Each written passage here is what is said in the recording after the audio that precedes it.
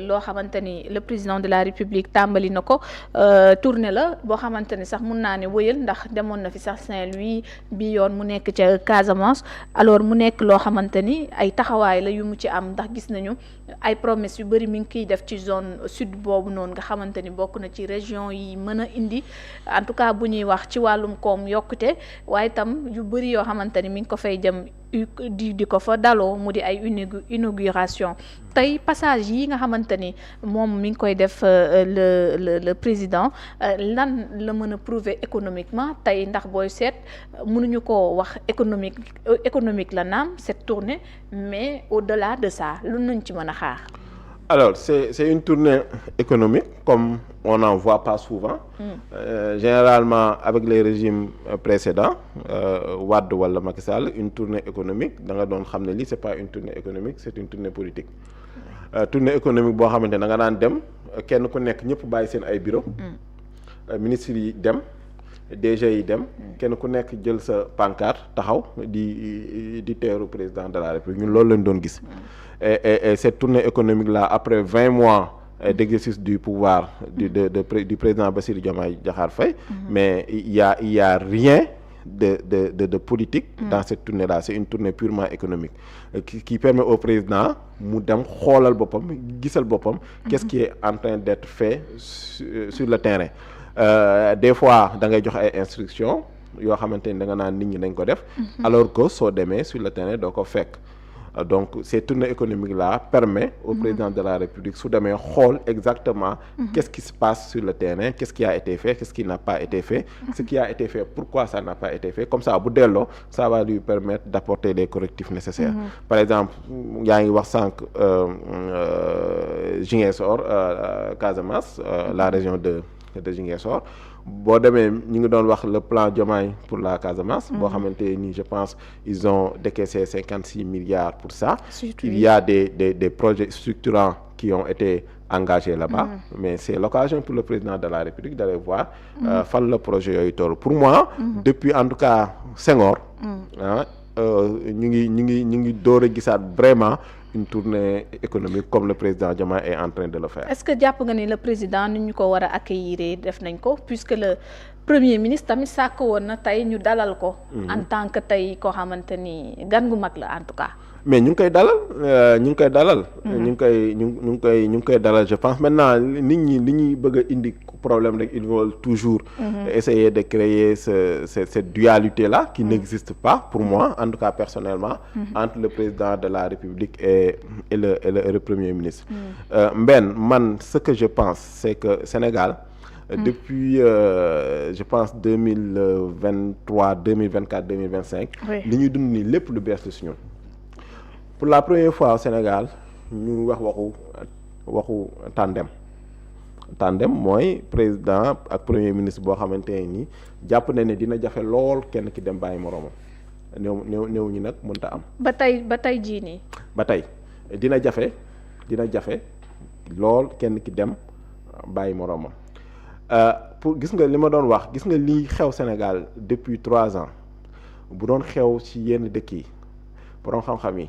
dañuy dem ci université yi càmbar ko bind ci ay livres mu nekk des expériences yoo xamante ni àdduna bi yëpp dañ ciy jariñoo su nga lii xew Sénégal tey bu xewoon États-Unis wala mu xew Angleterre wala feneen tey ñun Afrique ñu ngi jéem a xool naka la ñuy def bu reproduire ce système là parce que chaque problème boo xamante ni peuple daf koy rencontrer chaque situation boo xamante ni peuple daf koy rencontrer les gens essayent de chercher seen biir ñoom naka la ñuy def ba régler ces situations là. Nous au Sénégal on a subi une situation bi c'était quoi à l'époque? Le leader historique, le leader charismatique d'un parti politique a été empêché jàll au lieu moom mu sacrifier tout le parti comme les gens le faisaient. Gis nga nit ñi boo leen mësaana tere ñu bokk mais dañuy boycotter. La moo xew Côte d'Ivoire. Mais les gens ont boycotté les élections. Maintenant nous on n'a pas fait ça. On a pris quelqu'un pour le mettre candidat et cette personne-là a gagné. Cette personne-là a gagné parce que tout simplement il y a eu quelqu'un derrière lui qui s'appelle Ousmane Sonko. Gis nga benn xam nga lan laay wax chaque jour taxaw Sénégal daan ne Ousmane Sonko falul Diomaye Faye. Oui. mooy ku ko wax rek yow taxawal ne sama papa non Ousmane Sonko falul Bassirou Diomaye Faye yàlla moo ko fal. képp ku ko wax rek taxawal nga ni sama papa ak sama yaay juruñu ma yàlla moo ma sàkk. est-ce que l'un peut empêcher l'autre? est-ce que nit mën na taxaw daane non sama papa ak sama yaay juruñu ma yàlla moo ma sàkk. peut-être beneen anam lañ koy waxee gis nga xam nga loolu ni mu ridiculé taxaw daane non man sama papa ak sama yaay juruñu ma yàlla moo ma sàkk kuy wax loolu. képp ku ñemee taxaw wax loolu rek bu la neexee nga taxaw daan ne Ousmane Sonko falul président Diomaye Faye yàlla moo ko fa Ousmane Sonko moom moo fal président Diomaye Faye te Ousmane Sonko bu ko neexoon mu fal keneen ku du président Diomaye Faye noonu la yàlla defee. boo leen di dégg ci itam bu ñu indi tontu ci loolu mooy joxañ ba mënoon naa am mais mu bañoon falu parce que falu bi du bu joxoñoon keneen tamit keneen kooku day falu benn bu la joxoñoon tamit nga falu les 54% des personnes qui ont voté pour le président Diomaye keneen ku leen Ousmane Sonko joxoñoon dañ koy voter c'est ça la réalité historique benn c'est ça la réalité historique la réalité historique inédite dans l'histoire de l'Afrique peut-être même du monde man xaw ma fenn fu mu am lii nii xaw ma fenn fu mu am ci àdduna Afrique moom xam naa ne amu fi mais xawma fenn foo xamante ni lii cette réalité historique là am na ci àdduna lii kenn mënu koo travestir kenn mënu koo dindi kenn mënu koo changer ilaa yawmi diin c'est ça qu'on appelle des faits historiques. est-ce que tey Ousmane Sonko dafa nekk di poser des actes contre président Diomaye par exemple si tournée bi su demee ba ñenn ci opposition bi gis ni message codé la woon boo xamante ni dañu ko def mu nekk boycott mais pas carrément ñu accueillir président Diomaye beneen fait historique nouveau mooy que ni da ngay am un régime boo xamante ne ni il y a un président de la République et il y a un premier ministre ils ont la même vision du Sénégal ils partagent la même vision booy xool sur le plan du gouvernement amuñu ci benn problème ils sont en phase tous les deux ils sont alignés sur ce plan-là sur le plan des valeurs ils sont alignés tous les deux fii côté tout ce qui est transparence tout ce qui est bonne gouvernance etc. les deux ils sont alignés mais pour la première fois au Sénégal un président et son premier ministre ñu taxaw ñu d'accord ne ils ont une divergence politique Ousmane Sonko moo taxaw wax ko à l'Assemblée nationale. oui on a une divergence politique sur le plan politique kenn ku nekk am na gis-gisam noonu la ko waxee. donc ils ont une divergence politique assumée par les deux parties la divergence politique Ousmane Sonko wax na ko la divergence politique Bassirou Diomaye Faye acté na ko en signant pour Mimi Touré mu coalition Diomaye donc la divergence politique on l'assume au sein de Pastef. mais est-ce que du foofu la mooy problème bi. mais du problème pourquoi Mbène. mais yëpp dafa dooree woon ci ñu bokk gis-gis ci wàllu politique loolu moom moo indi tandem bi. fu mu nekk xam nga kañ la doon garaaw pour man ñu bañ a bokk gis-gis sur la vision du Sénégal wala ñu bañ a bokkati ay valeurs politiques mais bañ a. mais valeur politique est-ce que amati na fii lu ñu bokk. en kay. su fekkee ni tey ñu gis ci coalition bi ñi coalition benee nga xam te ni Pastef moom boolewu ci boppam mu di bu Diomaye bi ñuy doxal léegi nii. ña fa nekk est-ce que valeur politique bokk ngeen ko. non foofu lay revenir loolu vision politique la bëgguma indi ay kii valeur politique ak vision politique bokkul. ils ont des visions politiques différentes. boo xamante ni il l'assume mais les valeurs politiques mooy éthique fraternité ak don de soi yooyu ñoom ñoo ko bokk depuis 2014. mën na woy tey ba tey ànd ak coalition Diomaye bi président Diomaye dem coalition Diomaye bi ndax loolu dina ko mën a woyal. gisaguma ba tey muy Diomaye wala président Ousmane Sonko kenn muy président Bassirou Diomaye wala président Ousmane Sonko kenn poser un acte boo xamante ne nii ouvertement day dem à l'encontre des valeurs politiques boo xamante ne nii nekkoon na ci déclaration wu Pastef de 2014 gisaguma ko maintenant la vision politique de l'un et de l'autre c'est deux visions qui sont différentes léegi nag pour man li ma bëggoon wax mooy pourquoi est-ce que ñun on veut coûte que coûte en faire un problème qu'il faut régler la divergence politique là mais effectivement ñun dafa ñu gën a jàpp ñu duñ ko nier il y a des gens qui sont avec le président Bassirou Diomaye Faye, et leur rêve c'est que le président Bassirou Diomaye Faye tourne le dos au PASTEF, parce que leur existence politique dépend de la séparation entre le président Diomaye et le premier ministre Ousmane Sonko. La première personne, les personnes qui sont, certaines personnes, disons, qui sont dans le Diomaye président, loolu la mooy seen rêve. La majorité de l'opposition, ñoom seen existence politique mi ngi dépendre sur la séparation de ces deux-là. mi piloté tey coalition bi ndax mais moom moo si jiitu. Mimi Touré, Abdourahmane Diouf et cetera ñoom ñaar laa si cité, mais ñoom seen existence politique ci loolu la dépendre. Séparer Bassirou Diomaye Faye ak Ousmane Sonko ci loolu la dépendre. Maintenant nous de Pastef est-ce que on doit les soutenir dans cette entreprise là. Les soutenir dans cette entreprise xam nga mooy lan mooy taxaw ne ñun tamit dire des choses ou se comporter ci noo xamante ni day yokk la séparation entre les deux. Pour moi faire ça c'est donner la victoire à cette personne là qui veulent séparer les deux et faire échouer le projet. Maintenant tu vas me dire oui président Diomaye moo ko nangu. Tu vas me dire oui président Diomaye moom moo signé Mimi Touré. su bëggoon mu dakk tam dakk na. Nous de Pastef on n'est pas d'accord avec ça. Oui. Et on le lui a fait savoir clairement par un communiqué. Le bureau politique de Pastef a fait le communiqué. On n'est pas d'accord avec ça. Maintenant, est-ce que c'est parce qu'on n'est pas d'accord dañuy gedd?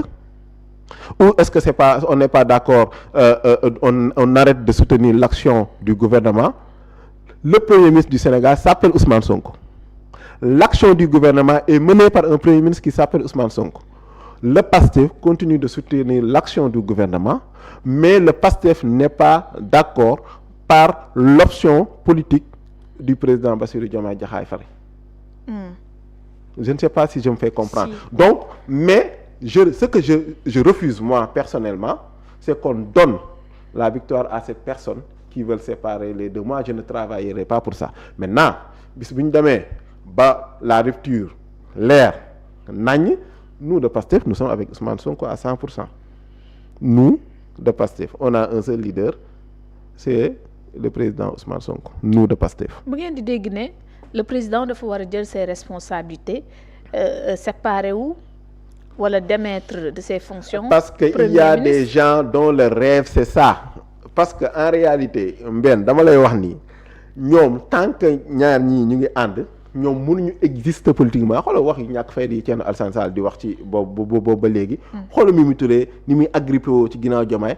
Xoolal Abdourahmane Diouf waxu seytaane yi fi wax yëpp bërki démb. Leur existence politique dépend de ça.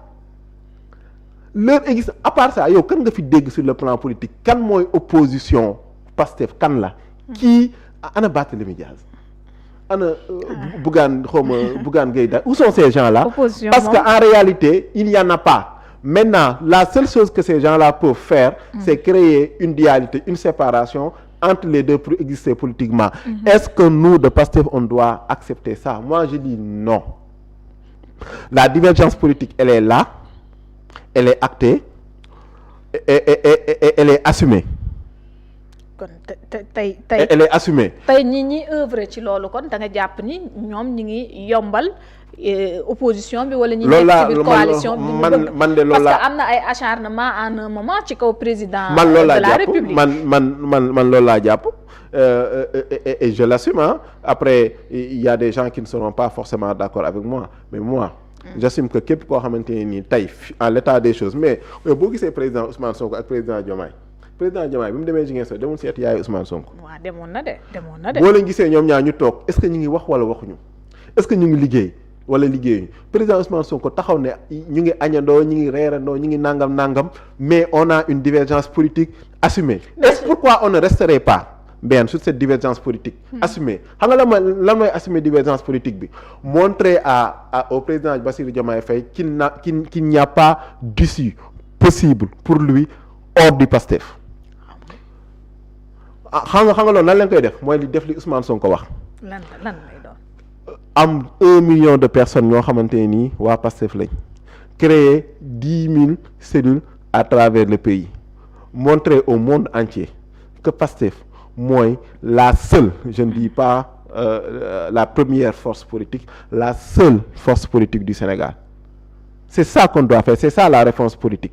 Et c'est comme ça, nous, qu'on peut montrer au président Diomaye Faye, encore une fois je le dis et je le répète et je l'assume, il n'y a pas d'issue possible pour lui en dehors du Pastef. yaa ngi wax fi ay images yu mu dem ak ci yaayu Ousmane Sonko gis nañu ni mënoon na indi gën a rafetal lu bëri surtout wanewaat rataxal bi di seen diggante bi fa demee gis nañu ni ñu ko accueillir macha allah mais nga gis fële ñu koy comparer ak photo boo xamante ni Barth demoon na fa wala boog ñeneen ñu doon ànd ak Ousmane Sonko te àndatuñoo ak moom demoon na fa loolu tam beneen message la booy mën a jàng. men li ma lay wax rek Pastef c'est un parti boo xamante ne nii c'est très difficile de contrôler tout le monde et on n'essaie même pas de faire ça te jàpp naa loolu bokk na suñu ay force suñu ay force bokk na si les gens sont libres de penser comme ils veulent.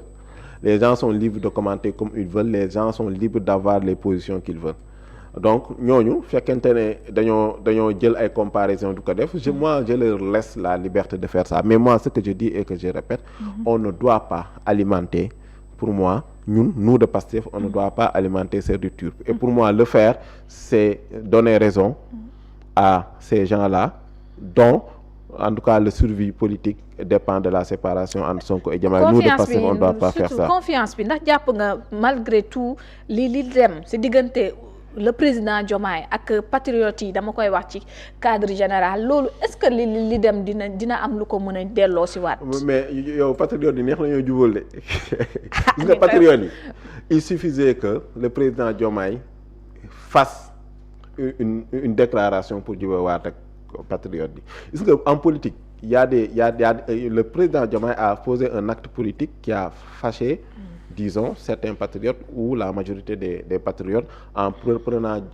Mimi Touré nommé ko comme le je sais pas moi le coordonnateur de Diomaye président jël le président Ousmane Sonko waxoon teg ko fële ça a fâché les patriotes tout est parti de ça mais dama jàpp ne loolu lu ñu mën a régler la dama jàpp ne loolu lu ñu mën a dépasser la on est en politique mbenn ñun c'est-à-dire amuñu fi problème bu rëy boo xamante ne nii en politique mënuñu ko dépasser tous les problèmes que l'on rencontre actuellement au sein de Pastef au sein de la mouvance présidentielle sont des problèmes yoo xamante ne nii on peut facilement les dépasser et nous de Pastef encore une fois on doit travailler à le dépasser et encore une fois travailler à le dépasser mooy def li Ousmane Sonko wax mooy dellu ci base bi am 1 million de militants créer 10 000 cellules montrer au président Bassirou Diomaye Faye que Pastef est la seule et unique force politique du Sénégal. Alors bu ñuy wax ci politique tam dafay wax ci li ñuy waajal législative yi yaa ngi ñëw local yaa ngi ñëw. C'est pour bientôt. waaw yaa ngi ca Sam Notaire.